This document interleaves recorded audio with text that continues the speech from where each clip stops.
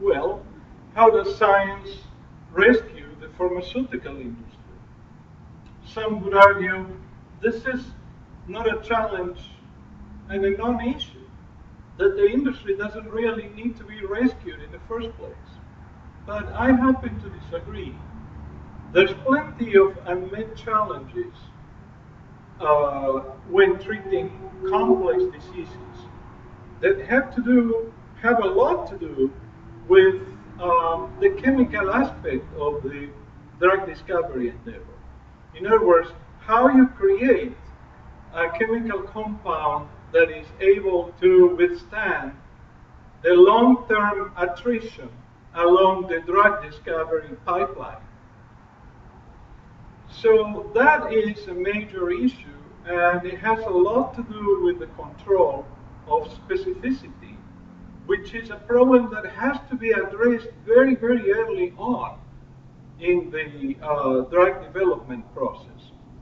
In other words, one needs to create uh, a niche in chemical space where you can have sufficient control of specificity in order to be able to target the right biological functions without impairing other functions that are likely to cause undesirable or health-threatening side effects.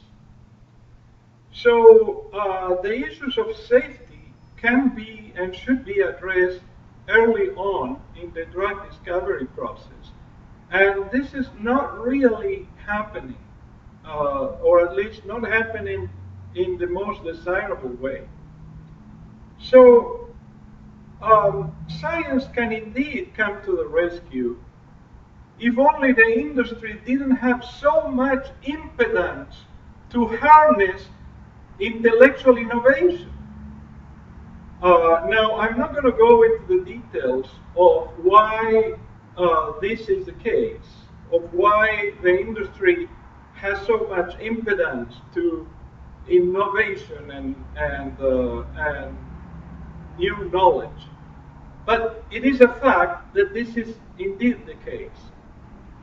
My first book has dealt with one particular way of implementing a selectivity filter that would enable the drug discoverers to, to control the cross-reactivities of their drug towards very specific targets that are of therapeutic significance, and avoid others which would be the culprits of side effects with highly undesirable consequences. And the secret there is not to deal with the structure of the target, but rather with the epistructure. In other words, with the interface defined by the structure relative to the sustaining matrix, which is typically an aqueous medium. So it's actually the targeting of the interface rather than the targeting of the structure what really enables one to control specificity, and that's the so-called wrapping technology, and it's all well laid out in my first book. But one lurking problem still stands, and that is the mastering of the chemical space that would enable one to actually design drugs that have those specified wrapping roles vis-a-vis their desired targets. So to expand the chemical space and thereby the technological basis of the drug discovery endeavor is a daunting task. And you may say, well, what about fragment-based discovery? Well, fragment-based discovery is somewhat flawed in that it cannot really address the stereospecific demands of a biomolecular ligand.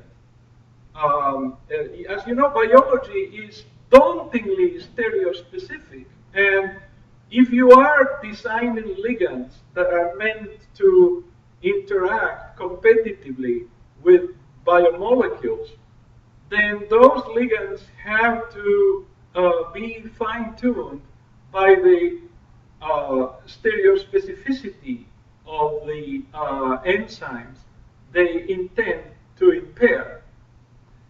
And this cannot really be addressed by fragment-based discovery, which is too coarse a strategy to deal with biology. Um, so one needs something more sophisticated than that, or perhaps a significant improvement of fragment-based discovery that would somehow enable you to effectively target interfaces, and do so in a very stereospecific manner. So that requires creating chemical space um, with very, very unique properties.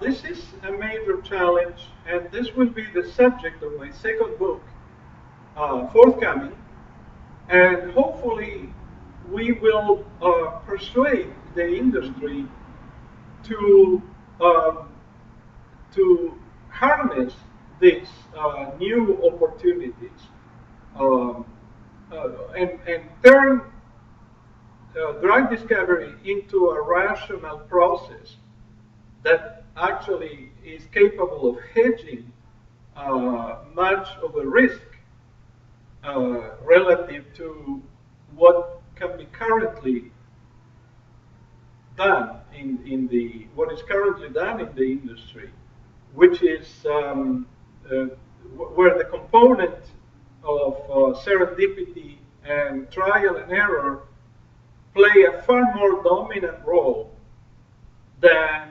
rational thinking rooted in fundamental knowledge.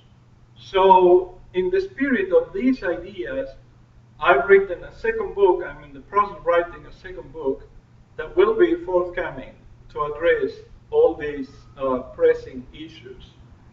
Um, and hopefully overcome the enormous impedance of the pharmaceutical industry to harness innovative knowledge rooted in basic science.